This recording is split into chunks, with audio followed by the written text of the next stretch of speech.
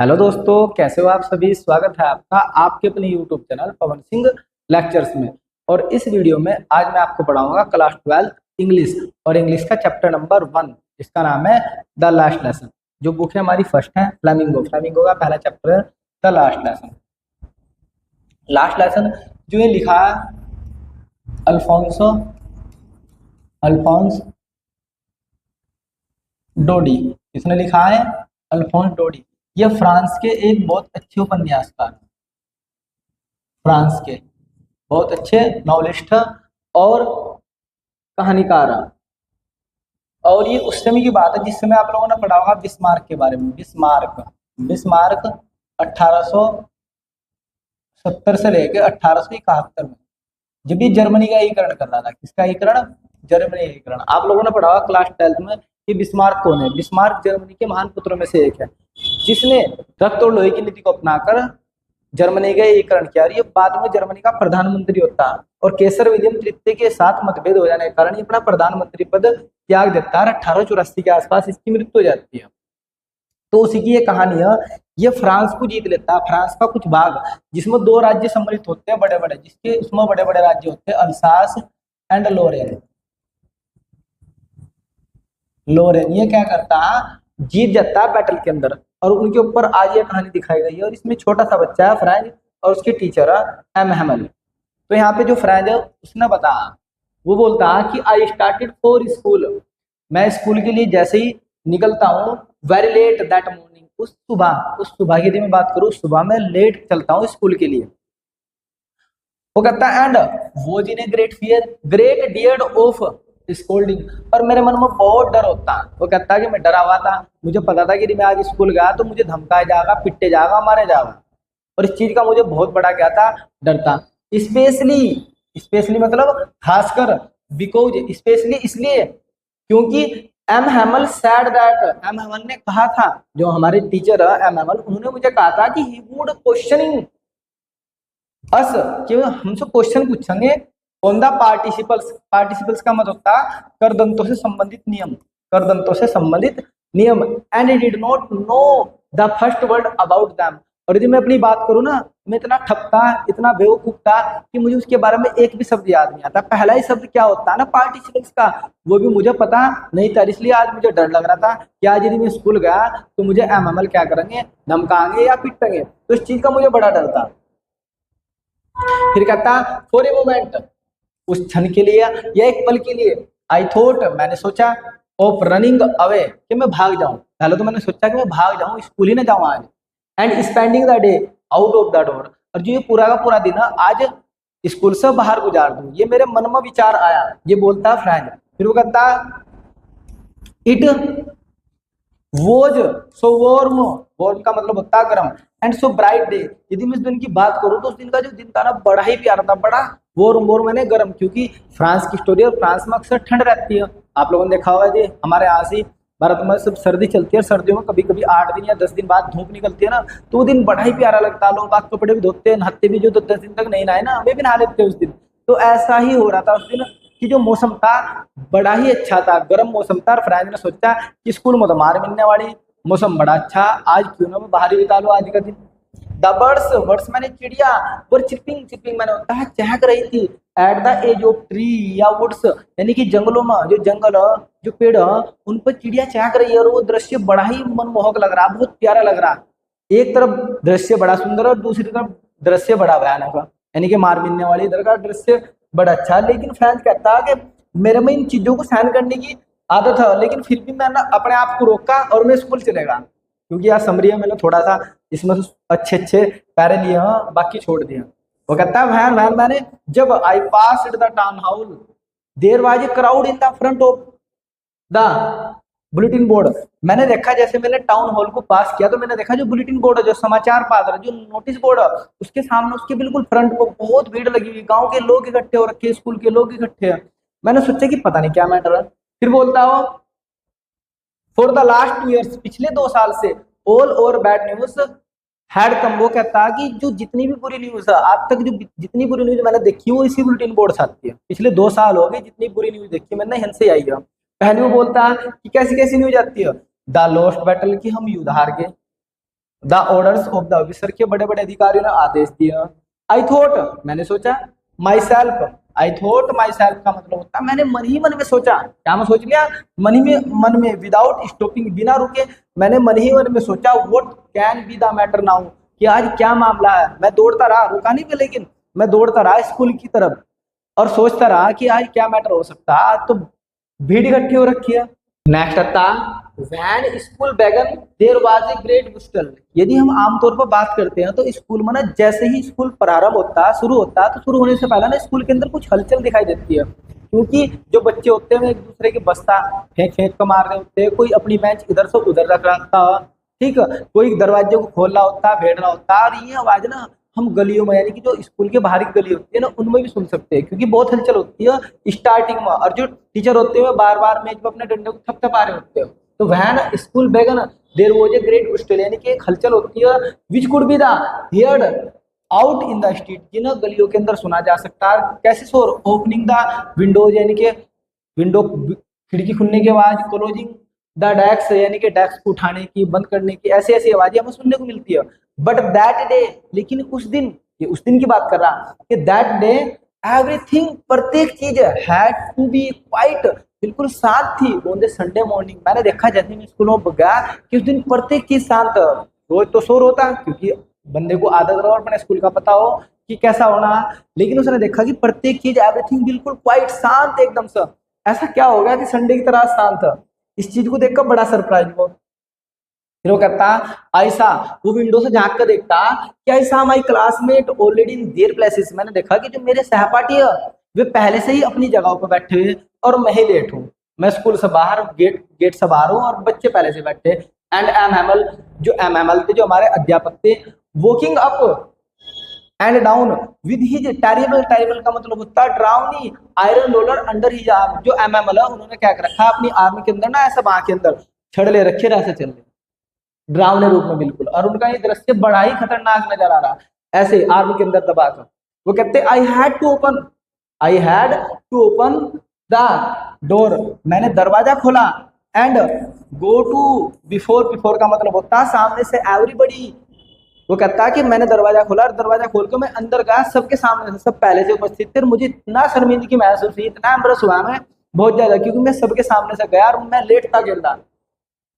Nothing happen, but nothing happen, लेकिन कुछ नहीं हुआ, क्योंकि उसके मन में डर था कि आज मैं लेट हुआ, आज मुझे एमएमएल मारेंगे और सुनाएंगे और मेरे से कुछ ना कुछ सुनेंगे। लेकिन वो कहता है नथिंग हैपन, लेकिन ऐसा कुछ नहीं हुआ। एमएमएल, मिस्टर हैमल सामी, उन्होंने मुझे देखा and said very kindly go to your place quickly little friend, मेरे प्यारे छोटे से बच्चे, लेकिन उन्होंने बड़े प्यार से कहा कि मेरे प्यारे बच्चे आप अपनी जगह जाओ और बैठ जाओ। उन्होंने मुझे ऐसा बोला और मेरा डर थोड़ा सा कम हुआ। उन्होंने मुझे कुछ भी नहीं कहा, जैसा मैं सोच रहा था ना ऐसा कुछ नहीं हुआ। वो कहता वी मैंने हम वर बिगनिंग विदाउट यू, कि हम तो आज जो चैप्टर आज का वो तुम्हारे बिना शुरू करने वाले थे और जल्दी आ जाओ और तुम बैठ जाओ। वो कहता आई जंप्ड, क्योंकि बच्चे ऐसे होते हैं, आई जंप्ड ओवर द बेंच, मैंने बेंच के ऊपर से उछल कर या कूद कर sat down at my desk, मैं अपनी जगह जाकर, अपनी डेस्क पे जाकर क्या हो गया, बैठ गया। ये बात बोलता है फ्रेंड। और वो कहता है कि मुझे थोड़ी शांति मिली, मुझे कुछ नहीं कहा, मेरा डर थोड़ा सा कम हुआ। वो कहता है जैसे मेरा डर कम हुआ तो आई सी, मैंने देखा दैट द ओल्ड टीचर्स, जो हमारे teacher had on his beautiful green coat, मैंने देखा कि जो मिस्टर हैमल है ना, आज बिल्कुल अलग ही रूप में, अलग ही स्टैंडर्ड में, उन्होंने देखा कि उन्होंने अपना ब्यूटीफुल जो बहुत सुंदर ग्रीन कोट होता है ना वो पहन रखा। हिज फ्रिल्ड शर्ट, और जिस पर झालर लगी हुई, झालर निकली हुई है, ऐसी शर्ट पहन रखी है। And little black silk cap, और एक छोटी सी काली टोपी, छोटी सी काली रेशमी टोपी पहन रखी, ऑल एम्ब्रॉयडर्ड, जिस पर पूरी पर कढ़ाई हो रखी है, सारी चीजों पर कढ़ाई हो रखी है, बड़ी ही प्यारी लग रही है। और वे चीजें मैंने देखा कि जो मिस्टर हैमल तब पहनते जब कोई फंक्शन होता है या कोई विशेष पर्व होता तब मिस्टर हैमल उस चीज को पहन कर आते, लेकिन आज तो कोई पर्व नहीं है ना कोई विशेष दिन है, आज मिस्टर हैमल ने ये चीजें क्यों पहन रखी है, इस चीज को भी नोटिस करता छोटा सा फ्रेंड। बिसाइड, आमतौर पर the whole school seemed to so strange, वो कहता फ्रेंड कि मुझे उस दिन का जो दिन था ना, बिल्कुल होल स्कूल, सारा का सारा स्कूल, सीम्ड मैंने प्रतीत हो रहा था, सो स्ट्रेंज, बिल्कुल ही अजीब। मैंने उस दिन जब स्कूल गया तो मैंने देखा कि स्कूल सारा का सारा ही अजीब हो, आज तो बिल्कुल कंडीशन ही अलग, आज हो क्या रहा है, समझ सब आ रही, चल रही सारी बात। But the thing that surprise me most was to see on the back bench, वो कहता कि जो सबसे ज्यादा आश्चर्यचकित करती है ना वह चीज पीछे खाली पड़ी बेंच है, जिन्हें देखकर मैं ज्यादा ही सरप्राइज था, मेरी बिल्कुल समझते बाहर चल रही थी। वो कहता है back bench that were always empty, जो हमेशा ही सदैव बेंच खाली रहती, उन्हें देखकर मैं बड़ा ही सरप्राइज था, क्योंकि उसने कहा था विलेज पीपल, गांव के लोग सिटिंग क्वाइटली लाइक और सेल्स, वहां गांव के लोग बैठे हुए थे।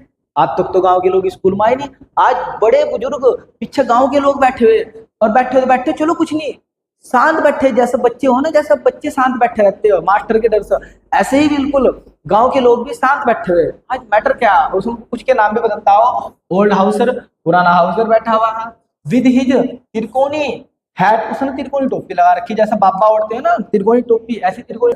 पूर्व मेयर बैठे हैं, द फॉर्मर पोस्ट मास्टर, जो पोस्ट मास्टर है वे भी बैठे हैं पहले, एंड सर्वल बिसाइड, और कुछ अन्य लोग भी पिछली बेंचों पर बैठे हैं जो सदैव खाली रहती। आज खचा खच रूम भरा हुआ है और गांव के लोगों से। आज मैटर क्या। नेक्स्ट आता mister Havel mounted his chair in the same grave and the same tone which he had used to me, जो मिस्टर हैवल होते हैं वे अपनी चेयर से खड़े होते हैं और उसी अंदाज और उसी आवाज के साथ बोलते हैं जो हमारे लिए वे यूज करते हैं, क्योंकि गांव के लोग बैठे हैं। आज उसी स्वर और उसी आवाज में, उसी अंदाज में जो शब्द हमारे लिए प्रयोग होते हैं सबके लिए प्रयोग करते हैं और बोलते हैं my children this is your last lesson, मेरे प्यारे बच्चों आज यह तुम्हारा अंतिम पाठ है। आई शैल गिव यू, जो मैं तुम्हें दे रहा हूं, जो सबक आज मैं तुम्हें सिखा रहा हूं, आज तुम्हारा अंतिम सबक है। The order has come from Berlin, Berlin से आदेश आया है, to teach only the German language in the school of Alsace and Lorraine, के जो बर्लिन जर्मनी की राजधानी तब भी हुई थी, आज भी वर्तमान में है, तो जर्मनी की राजधानी क्या बर्लिन, और बर्लिन से आदेश आ चुके हैं कि जो अल्सास और लोरेन है जितने भी इनके स्कूल है उनमें कल से सिर्फ और सिर्फ जर्मनी लैंग्वेज पढ़ाई जाएगी और फ्रेंच लैंग्वेज क्या हो जाएगी, बंद हो जाएगी, और जबरदस्ती सबको जर्मनी लैंग्वेज क्या करनी पड़ेगी, सीखनी पड़ेगी। The new masters comes tomorrow, और जो तुम्हारे नए मास्टर है वो कल आएंगे, और this is your last French lesson, और फ्रेंच लैंग्वेज में आज यह तुम्हारा अंतिम पाठ है। I want to be very attentive, और ये तुम्हारा आज मैं चाहता हूँ तुम इसे बिल्कुल अच्छी तरीके से सुनो, रुचिपूर्वक सुनो। तब what a thunder clapped this word to me, अब यहाँ फ्रांस बोलता है कि ये जो शब्द मिस्टर हेमन ने कहे थे ये शब्द मुझे बहुत बुरे लगे, ये शब्द मुझे ऐसे लगे जैसे मेरे ऊपर बिजली आकर गिर गई हो, क्योंकि जो फ्रेंच लैंग्वेज थी वो हमारी मदर टंग थी और मैं अभी तक इसे अच्छी तरीके से सीख भी नहीं पाया था, और आज जबरदस्ती से मुझे अपनी लैंग्वेज के स्थान पर दूसरी लैंग्वेज को क्या करना पड़ेगा, पढ़ना पड़ेगा और सीखना पड़ेगा।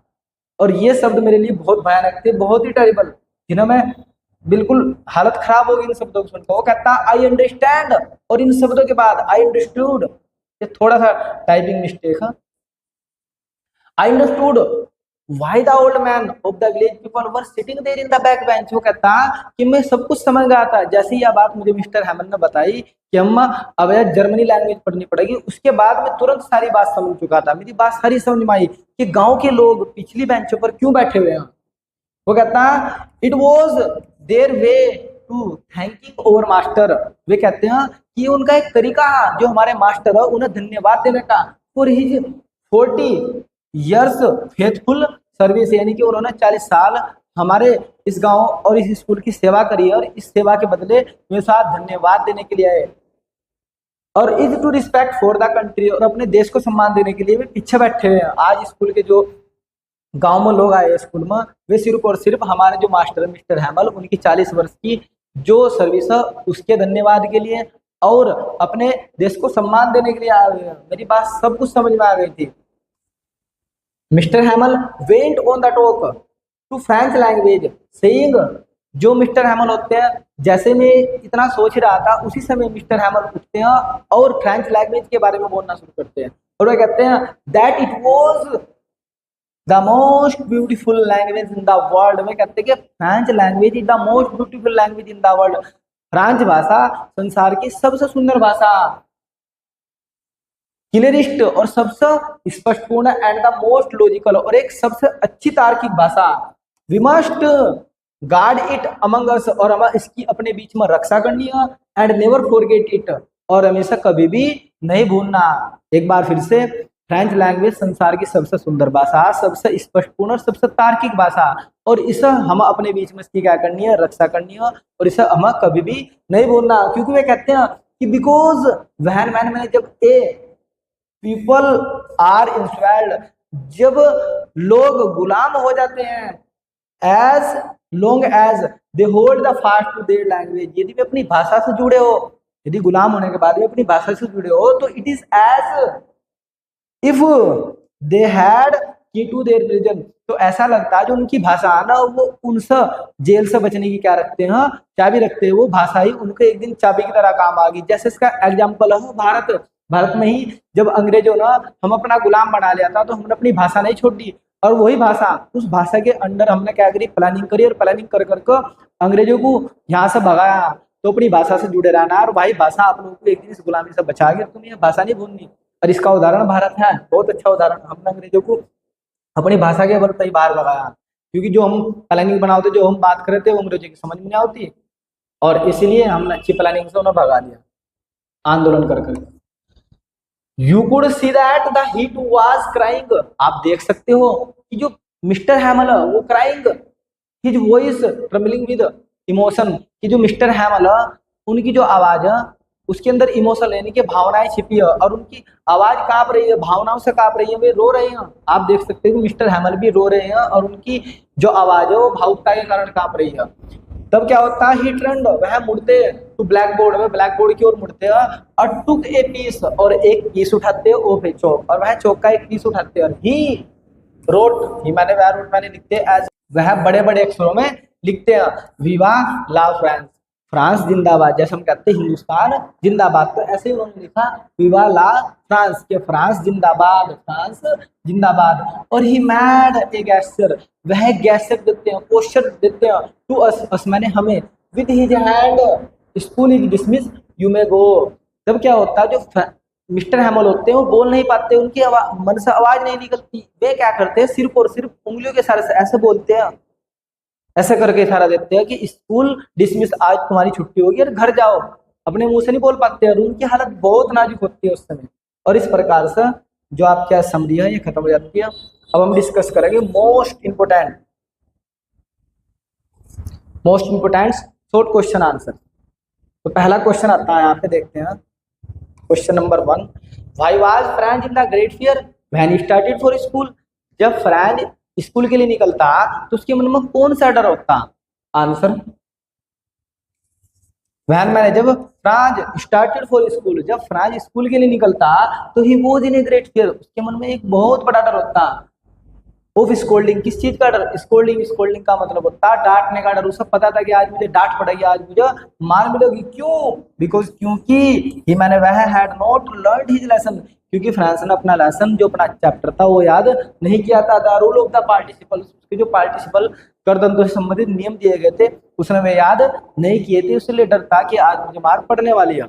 बच्चा डरता कब, जैसा हम होते अपनी क्लास में, हम जिस दिन याद नहीं करके जाते तो उस दिन मार मिलती है, उस दिन डर लगा था कि आज कुत्ती चैक होगी या आज मार से सोने जाएगा, तो उस दिन मार भी पड़ती है मुझे। तो ऐसा होता है बच्चों के साथ, ऐसा नहीं कि फ्रांस के साथ ही हो रहा है, सभी के साथ होता है, ऐसा डर लगता है बच्चों को।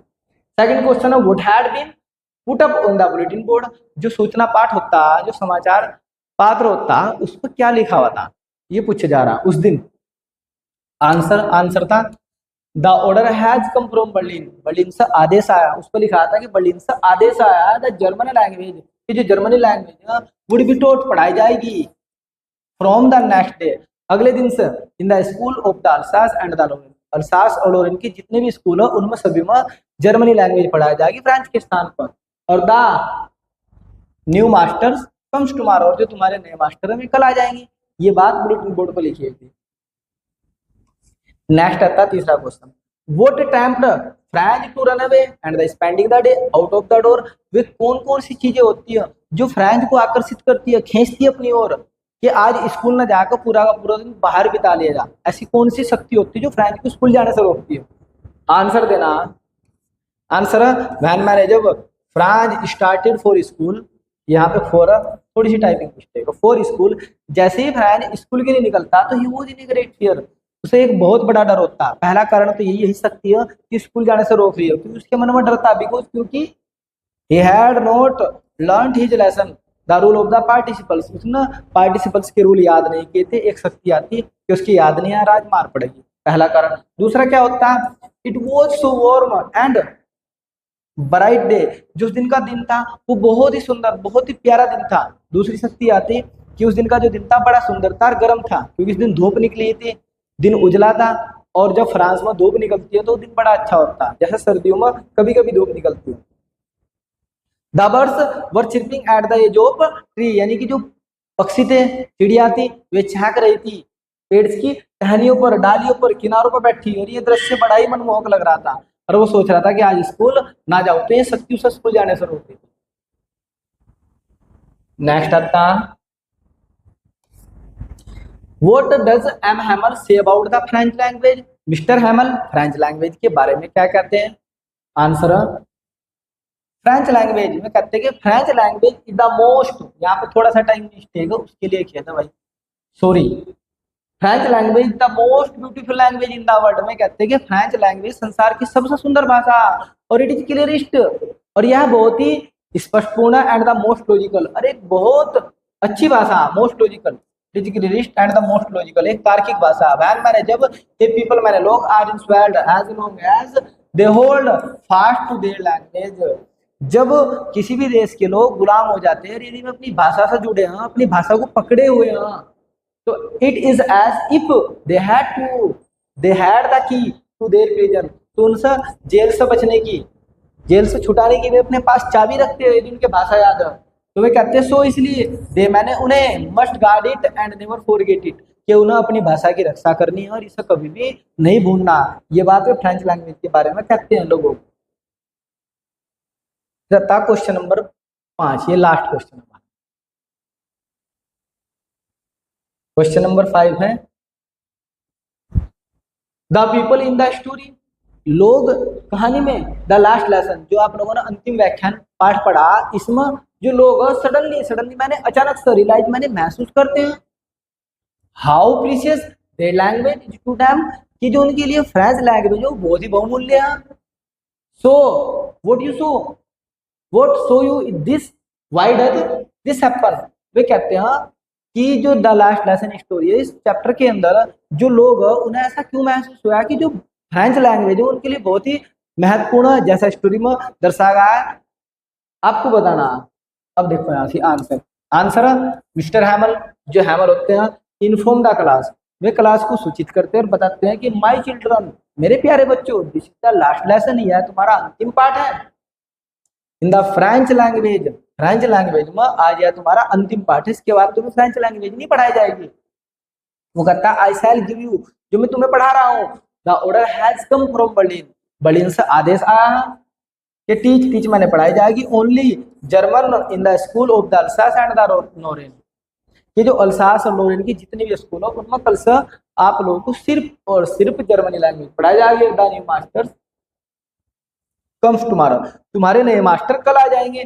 दैन मैंने तब जब उन्होंने यह बात सुनी, ये बात बताई मिस्टर हैमल ना, तभी क्या होता है, दैन मैंने तब, दे मैंने वे, सडनली मैंने अचानक, रियलाइज मैंने महसूस करते कि how precious their language French is to them, कि उनके लिए उनकी जो फ्रेंच भाषा वह कितनी बहुमूल्य थी, तब उन्हें याद आता। तो इस प्रकार से आज का हमारा जो चैप्टर है वो पूरा हो जाता। मिलते हैं नेक्स्ट वीडियो में। यदि आपको हमारा यह वीडियो पसंद आया हो तो आप हमारे YouTube channel Pawan Singh lectures को जरूर सब्सक्राइब करें, लाइक करें, कमेंट करें और शेयर करें। Thanks for watching this video.